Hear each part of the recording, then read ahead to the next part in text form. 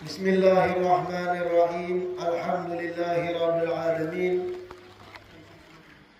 Wassalatu wassalamu ala sayyidil mursalin wa imamil muttaqin. Sayyidina wa maulana Muhammadin wa ala alihi wa sahbihi ajmain. Alhamdulillah, segala puji kembali dan selalu terhatur kehadirat Allah yang masih memanjangkan umur, melimpahkan kesehatan, keafiatan pada kita semua, sehingga diperjumpakan lagi di majelis ilmu yang kita selalu berharap mudah-mudahan kegiatan majelis ilmu ini bujur-bujur membawa kita pada kebaikan-kebaikan dunia dan akhirat. Amin ya rabbal alamin. Faslun fi syurutit tayammum. Melanjutkan kajian kitab Al-Mukhtasar Al-Latif, masuk pada pembahasan syurutut tayammum, syarat-syarat sah bertayammum. Wa syurutut tayammumi al-qasdu ila turab. Syarat-syarat tayammum yang pertama, al-qasdu ila turab, menyengaja untuk mengambil debu tanah. Menyengaja, mengertilah menyengaja. Artinya ada unsur kesengajaan mengambil debu nang karing yang terbuat dari tanah mengering, itu gasan tayammum. Itu artinya apabila debu itu datang dengan sendirinya kamuha tanpa ada kesengajaan dari orang yang bertayammum, maka ada sah. Contoh, angin gencang bertiup, keadaan kering kerontang, debu berterbangan, lalu pian bahantai. Aja biar nawaitu tayammum, ada sah. Kenapa? Kadada qasdut turabnya, kadada kesengajaan mengambil debunya. Jadi harus ada kesengajaan. Nih, debu di lantai, pian pakai tangan kiri kanan, sengaja dengan niat ingin tayammum. Lalu ketika digerakkan menuju muha, di situ niat tayammum. Nah, kita bahas semalam rukun-rukun tayammum. Jadi kalau ada kesengajaan, semisal contohnya tadi pian berdiri di tengah padang pasir, lalu berhembus angin kencang tekan muha, lalu pian batanai, ada sah. Kalau batanainya pakai tangan, sah. Ketika berhembus debu tadi ke tangan, niat pian, aku sengaja mengambil debu ini ke tayammum sambil ke muha, itu sah. Beda dengan wudu. Kalau wudu sengaja, ada disengaja mengambil banyunya, kalau sudah menyentuh muha, pian niat wudu, sah wudu pian. Pian nek ada wudu berjalan, sekalinya tandon kita surang atau tandon orang hibak, orang lagi mengisi tandon pakai mesin banyu, hibak lalu menetes, kada disengaja kan, pian menetes, pian tanah ini nawaitu wudu juga sah wudunya. Kenapa beda dengan tayammum? Karena tayammum sekali lagi sifatnya adalah cadangan, dan karena tayammum taharatun dhaifah, cara bersuci yang lemah sifatnya, karena sifatnya tadi cadang. Bahkan saking cadangannya tayammum itu 10 tahunan gin ada nang kada tegawi, ada nang seumur hidup kada suat tayammum lalu, dan banyak muha-muhanya di sini. Kenapa? Karena kita di sini melimpah ruah banyu, kada tergambarkan tayammum itu. Kalaupun luka di tangan kada apa-apa juga karena banyu. Sedikit banyu saja wudu. Jarang tergambarkan ada penyakit yang ada awak di sentuhan banyu. Sehingga saking cadangannya jarang tak pakai lalu-lalu tayamum. Bisa jadi ada orang Islam semenjak lahir balik sampai meninggal kada suara tayamum sama sekali. Nah kalau ulun suahai. Kalau berapa tahun di Arab sana yang kadang ngalih cari baju dalam perjalanan dan semacamnya. Itu yang pertama, al-qasdu ila turab, menyengajakan menuju debu, mengambil debunya sengaja, niatnya gesan diambil. Yang kedua, an yakuna turabu tahiran tahuran, hendaknya debu yang dipakai suci dan mensucikan. Khalisan anil khalid, murni bersih dari tercampur apapun juga. Hendaknya debunya suci, jelas kalau suci, dan mensucikan. Apa kalimat suci mensucikan? Itu supaya difahami bahwa debu yang sudah dipakai tayamum sebelumnya kada sah lagi dipakai untuk tayamum berikutnya. Kenapa? Walau suci tapi kada mensucikan lagi. Debu yang sudah dipakai tayamum sebelumnya kada kau dipakai lagi untuk tayamum. Nah ini maksudnya tadi tahiran tahuran. Khalisan anil khalid, hendaknya debu tersebut murni kada bercampur dengan apapun juga. Al khalid yang bisa mencampuri.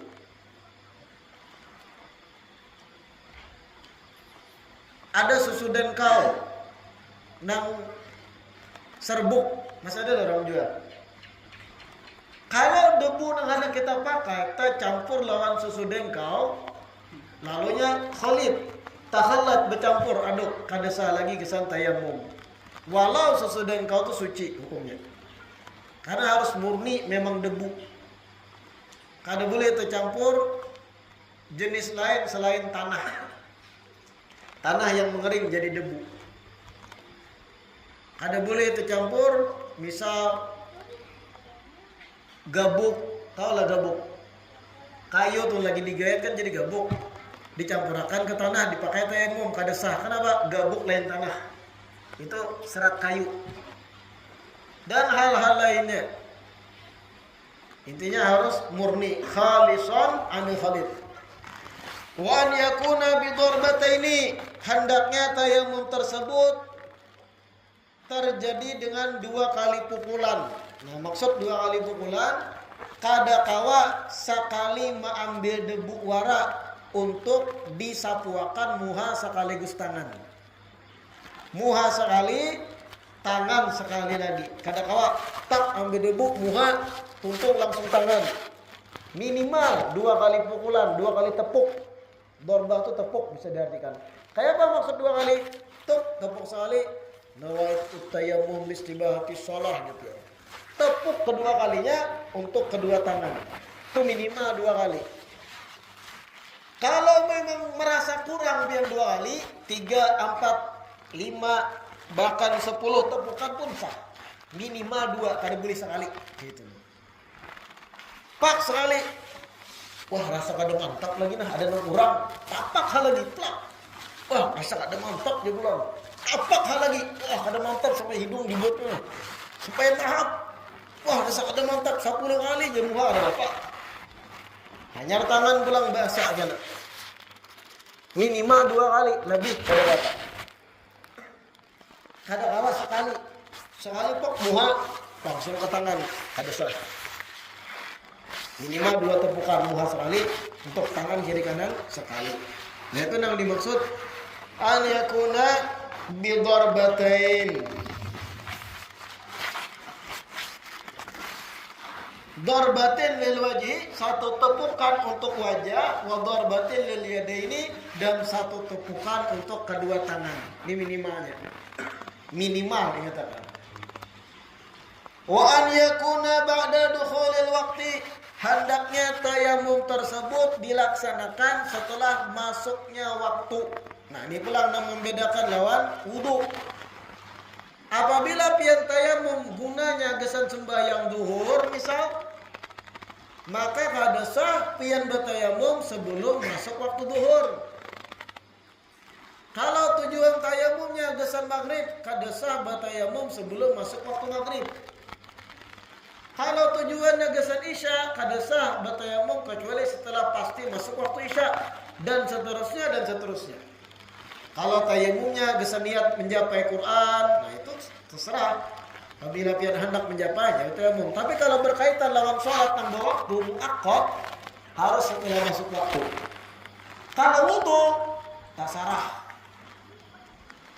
Wudu pian nih sembahyang zuhur 12:30, wudunya jam 7 pagi. Sah. Asal jangan sampai batal sampai jam 12:30. Banyak para wali ulama bahari nang sembahyang subuh pakai wudu isya. Oh, ada. Sembahyang subuh pakai wudu isya. Artinya setelah sembahyang isya, wudu sidin kada batal sampai ke subuh. Artinya kada duguringan, ibadah terus. Banyak ulama bahari. Kenal di antara pian sembahyang subuh pakai wudu isya. Kada yakin dulu. Ada yang pernah di sini. Kalau sembahyang subuh pakai wudu duha, banyak. Mengerti lah. Sembahyang subuh pakai wudu duha. Artinya subuhnya malam dah sekaligus ibadah duha. Itu rancak. Kalau sembahyang subuh pakai wudu isya jarang. Kalau tayamum kada kalah. Harus setelah masuk waktu. Wa an yujaddida tayammuma likulli fardhin. Syarat sah tayamum selanjutnya hendaknya tayamumnya diperbaharui tiap hendak menggawi fardu. Kada kawa satu tayamum untuk 2 salat fardu. Nah, itu. Pian batayamum gesan sembahyang duhur misal. Tuntung pian berduhur. Habis itu kada batal sampai asar. Apakah langsung sembahyang asar boleh? Kada boleh. Tayamum basah setelah masuk waktu asar. An yujaddida tayammum li kulli fardhin. Hendaknya memperbaharui tayamum di tiap fardu nang digawi. Nah, ini nang membedakan pulang lawan wudu. Kalau wudu gasan 3, 4, 5 fardu sah sekali wudu, asal jangan batal. Kalau tayamum, di tiap fardu harus diulangi tayamum. Wa an yufattisha 'anil ma qabla tayammum wa yakunu ba'da dukhulil waqti fi rahihi wa radqatihi wa hawalaihi wa yunadi man ma'ahu ma. Dan syarat tayamum selanjutnya hendaknya sebelum memulai tayamum orang tersebut mencari terlebih dahulu akan banyu. Ada upaya dahulu mencari banyu. Nah, ini khususnya tayamum gara-gara kada ada banyu. Harus sebelumnya langsung tayamum ada usaha mencari banyu dahulu. Sebelumnya menggawi tayamum itu sendiri. Wa yakunu ba'da dukhulil waqti, dan kewajiban mencarinya setelah masuk waktu. Fi rahlihi, cari banyu contohnya di tunggangannya. Wa rufqatihi, atau mencari banyu di rombongannya, kakawanannya serombongan. Wa hawalaihi, atau mencari banyu di sekitar tempat inya.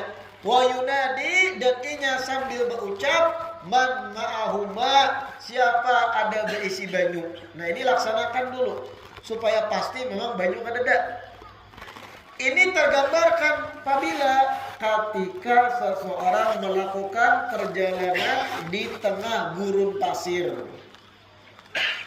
Biasanya rombongan 15 orang, masing-masing naik onta. Dan onta tersebut biasanya bukan cuma membawa manusia, ada juga membawa barang-barang, karung-karung barang, makanan, minuman, banyu di dalamnya. Sehingga sebelum inya hendak bertayamum, masuk waktu zuhur dah. Banyu ini kada terlihat. Sebelum langsung tayamum, inya harus mencari dulu. Fi rahlihi, memastikan dahulu di onta nang inya naiki barang-barang nak bawa kada ada banyu lalu-lalu di situ. Terus cari juga di kekawanan lain adakah banyu berlebihan. Kada ada juga. Hanya mencari sekitar paparak situ.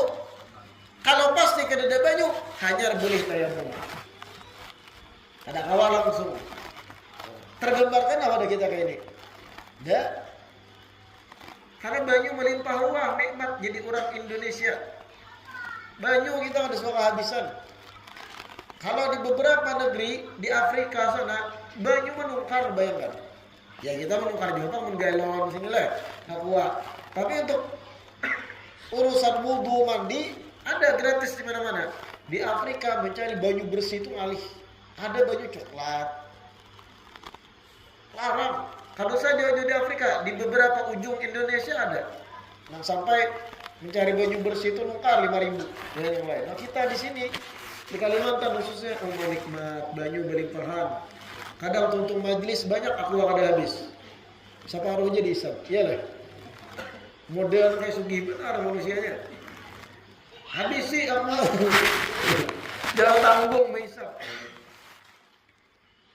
Nah, ini yang dimaksud syarat sah tayamum, hendaknya mencari banyu, memastikan memang kada ada banyu, hanya boleh tayamum. Wa man lam yajid ma'an wala turaban. Nah, ini kasus yang lain.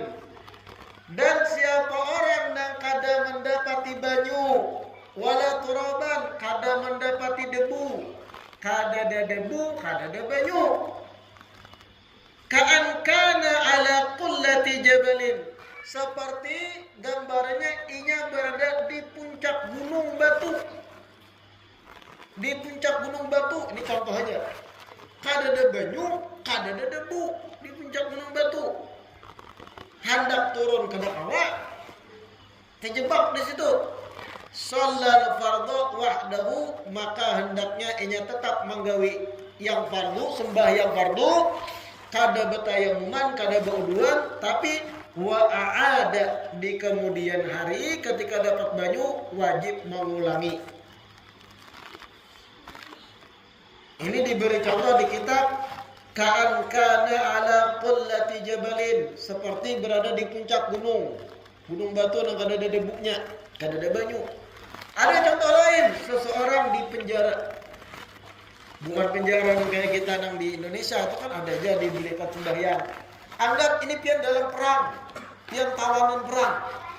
Di penjara diberi banyu kada, debu pun kada ada, bersih penjaranya. Sembahyang ketika masuk waktu tetap. Walau kada bauduan, kada batayamuman. Tapi kalau sudah lapas, berapa jumlah sembahyang yang tertinggal yang pian gawi, qadha dengan wudu yang sah. Ini sembahyang hormatan lil wajib, demi menghormati waktu, tetap wajib sembahyang itu. Wa yajuzu tayammumu lil bardi idza faqada ma yusakhinu bil ma. Nah, ini kasus lain. Boleh bertayamum dikarenakan sebab cuaca dingin. Dinginnya bukan dingin kayak kita duhat habis hujan, kada. Dingin lalu-lalu.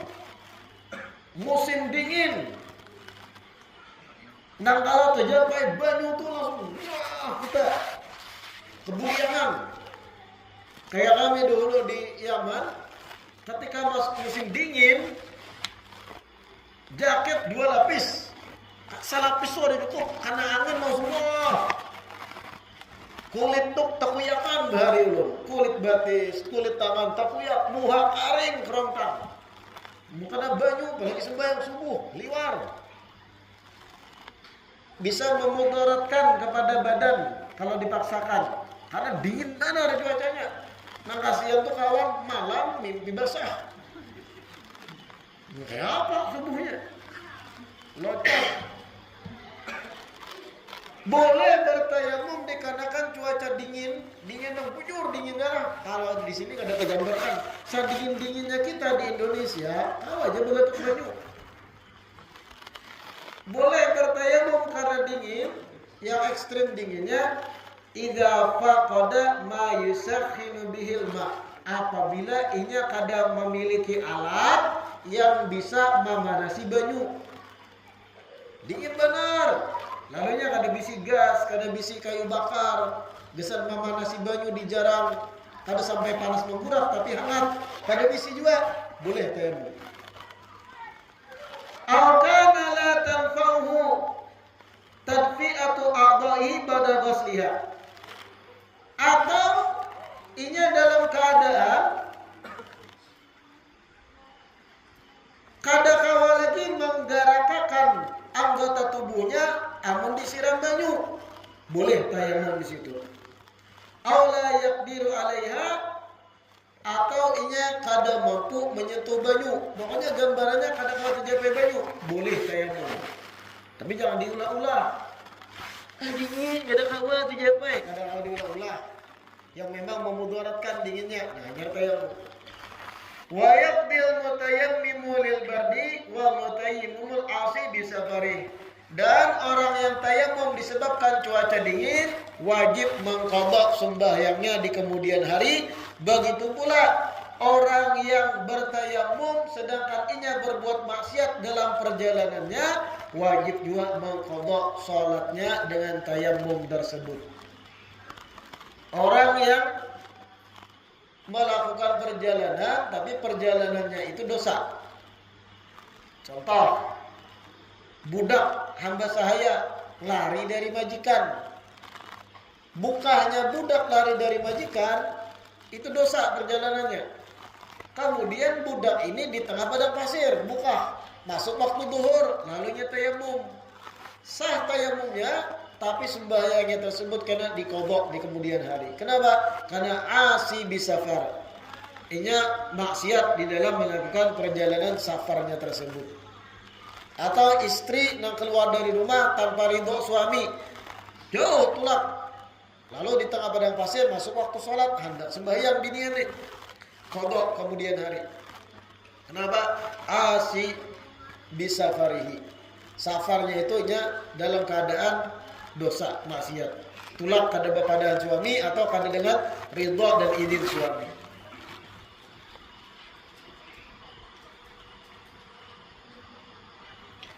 Faslun fil haidi wan nifas wa ma ya'rumu bihima wallahu a'lam.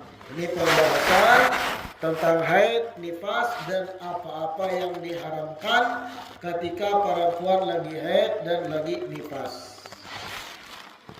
Intinya ketika berbicara bab tayamum sulit tergambarkan untuk kita di Indonesia ini lebih tepatnya. Cuma apabila pian ada rencana melakukan perjalanan ke luar negeri, hendak mencobai misal ke Mesir atau kemana, hendak merasai ke padang pasir, kayak rasanya berjalan batis ke tengah padang pasir lalu sasat. Nah, bagus sudah belajar bertayamum, mengerti dah dia. Kalau gitu. Kalau di Indonesia sulit tergambarkan tayamum. Wallahu a'lam.